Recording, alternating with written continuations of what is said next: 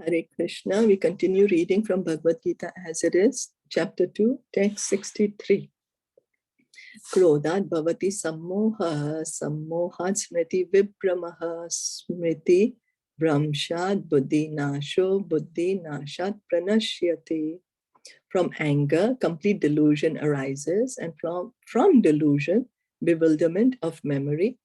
When memory is bewildered, intelligence is lost. And when intelligence is lost, one falls down again into the material pool.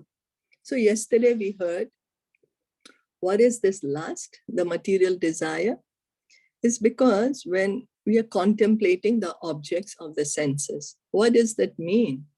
We have the senses, the eyes, the ears, the nose, the tongue, the genitals, the hands, the legs, the mouth. Then when we think, now what does the eyes like to do? The eyes like to see. So when we want to, see something, then we get attached to it. Then the desire comes in my heart. Oh, I want it. Because we are looking at it, we are contemplating, thinking about it, then we get attached. Then with that attachment, we get the desire. I want it. Then if we get it, what happens? We want more of it. We become greedy. And if we don't get it, what happens? We get angry. Now, continuing, Krishna is saying, now when anger, what happens when we get angry? Complete delusion arises. I don't know if you all have gotten angry where you just burst out and don't know what you're saying. It's happened to me. I don't know if you all have experienced this. I've experienced this. Delusion, we make up things, all sorts of wrong things comes, delusion, we might start thinking wrongly. And then delusion, bewilderment of memory, we just misrepresent the facts. Then memory is bewildered, intelligence is lost. And in that case, intelligence is lost. We don't know what is right, what is wrong anymore. Intelligence is what helps us to discriminate, right? Do this, it's right. Don't do this, it's wrong. And when intelligence is lost, we are again in the material pool. Srila Rupa Goswami has given us this direction. Prapanchikataya buddhya hari sambandhi vastunaha mumukshubhi parityago vairagyam falgu kathyate bhakti rasamrit sindhu 1.2.258. So Bhakti Rasamrit Sindhu is the Bhakti Shastra written by Srila Rupa Goswami, which is very kindly compiled by Srila Prabhupada in the book of Nectar of Devotion. By development of Krishna consciousness, one can know that everything has its use in the service of the Lord. So what is this development of Krishna consciousness? What does that actually mean? Development of Krishna consciousness means we have to practice, because we have to develop, right? We have to develop something. So we have to practice. Practice what? Practice to become Krishna conscious. What does it mean? How can I practice to become Krishna conscious? Krishna says, constant hearing and chanting, by constant practice and detachment. Practice of what? Hearing and chanting. So the more we do it, what's going to happen? We are going to see that, oh, I can use everything to please Krishna. I can connect everything to Krishna. That is what is Krishna consciousness. Always thinking of Krishna, always remembering Krishna, never forgetting Krishna. That is Krishna consciousness. Those who are without knowledge of Krishna consciousness artificially try to avoid material objects. And as a result, although they desire liberation from material bondage, they do not attain to the perfect stage of renunciation. So what does it mean? Prabhupada would always give us this example. That there is some money fallen on the road. One passerby comes, he says, money? Finders keepers, let me take it and go buy a nice lunch for myself. And I'm going to eat it. And I'm going to enjoy it. It'll be so good. I got a free lunch. I'm going to enjoy myself. So that is like when we are doing ordinary karma. We find everything and we think everything is for my enjoyment. There is no God. There is no Krishna. Everything belongs to me. So I'm going to use it. Then another man comes.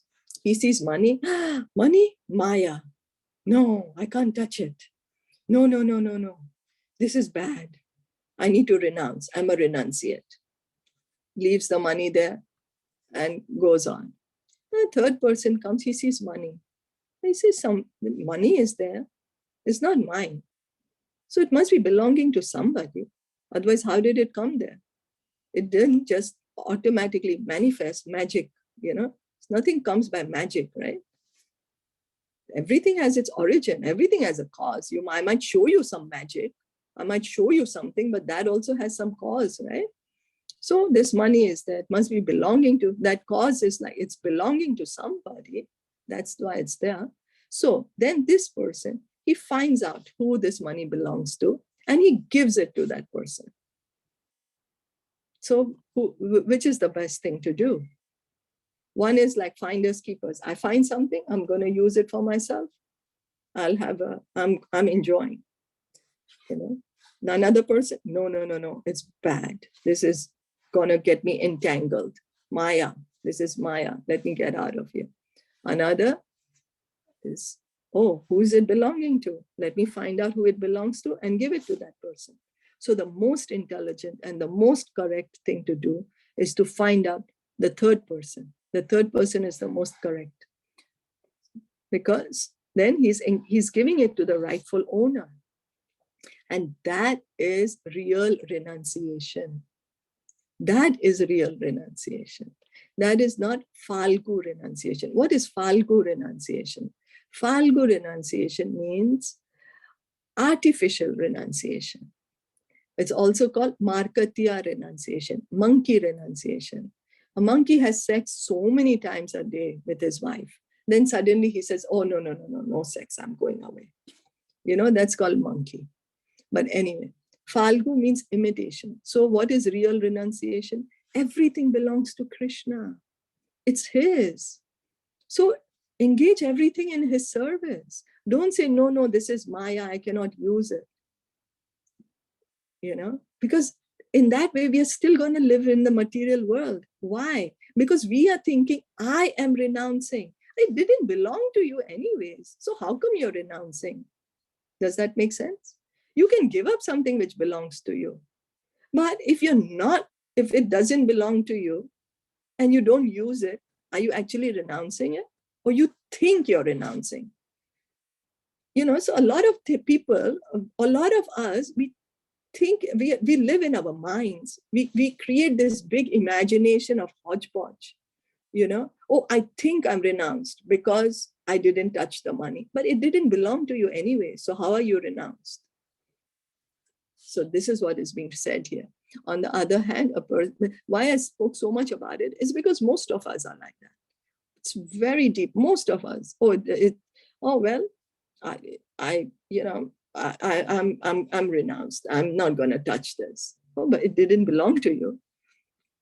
On the other hand, a person in Krishna consciousness knows how to use everything in the service of the Lord. Therefore, he does not become a victim of material consciousness. So here, there is no I anyways. He sees something, use it in the service of Krishna. Krishna is the rightful owner. So that is Krishna consciousness. Whereas the other is, I am so great, I renounced. So I'm a renunciate, so that I is still there. So that's going to keep us in the material world. For example, for an impersonalist, the Lord or the absolute truth, being impersonal, cannot eat.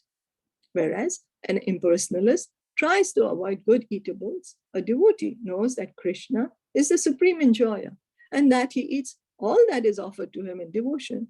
So after offering good eatables to the Lord, the devotee takes remnants called prasadam. Thus, everything becomes spiritualized and there is no danger of downfall. So here is trying to say an impersonalist, a person who's trying to renounce the world. Well, because he says, I have to renounce the world. So I have to control, I have to renounce. And so I'm not going to eat good food. And so I'm going to eat very basic, but he still has to eat, you can't not eat, right? there are some yogis, of course, who don't eat and they live for thousands of years. But yeah, that's not the point. Anyway, the impersonalist, he avoids good food because he says, no, I'm trying to renounce. That's how I'm going to renounce. But he's still going to eat. But what does a Krishna conscious person do? Well, everything is made by Krishna. All the grains, all the fruits, all the vegetables, all the milk, all the whatever else you can think of. So let me cook a nice feast. And then I will offer it to Krishna, and I will also, so Krishna will also enjoy, and I'm also enjoying. Because we all want to enjoy. So Krishna consciousness is the way to enjoy perfectly. We all want to enjoy. None of us want to like sulk, feel deprived. So Krishna consciousness is not a process to deprive ourselves. No, we enjoy in a, what is that? With license. We get the license to enjoy as much as you want. Why? Because you offered to Krishna first. Chant how much you want to dance. You like to dance. Dance how much ever you want. Now there are rock shows also of Hare Krishna, and songs also in the rock tune of Hare Krishna. So anyway, the devotee takes prasadam in Krishna consciousness, whereas the non-devotee rejects it as material. But if you say, but a non-devotee, he's rejecting it, but it never belonged to you, So if something is not belonging to me and I say, oh, I'm giving it up. I am giving it up. And then I get that false ego. Oh, I am such a great renunciate. I didn't touch it. I can control myself so much, but it's Krishna's anyways. The impersonalist therefore cannot enjoy life due to his artificial renunciation. And for this reason, a slight agitation of the mind pulls him down again into the pool of material existence. Because that renunciation is artificial. It's still based on I. So the real renunciation, what does it mean? Krishna conscious. Connect everything to Krishna. And in that way, leave this material world. It is said that such a soul, even though rising up to the point of liberation, falls down again due to his not having support in devotional service. So one, even if he reaches the Brahman, the Brahma Jyoti, the divine light, even if he reaches there, he might be he is, of course, a very great soul. It's not easy to reach there.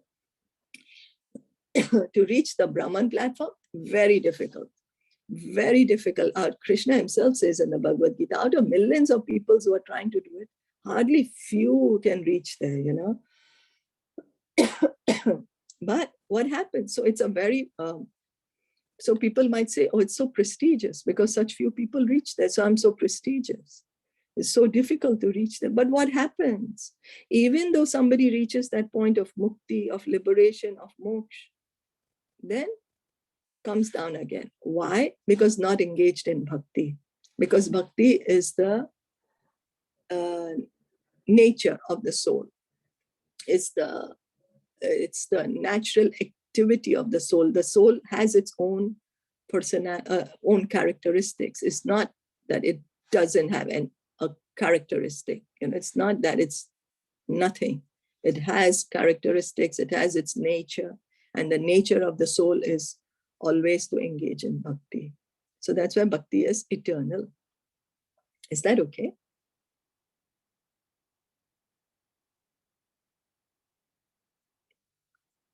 I hope so.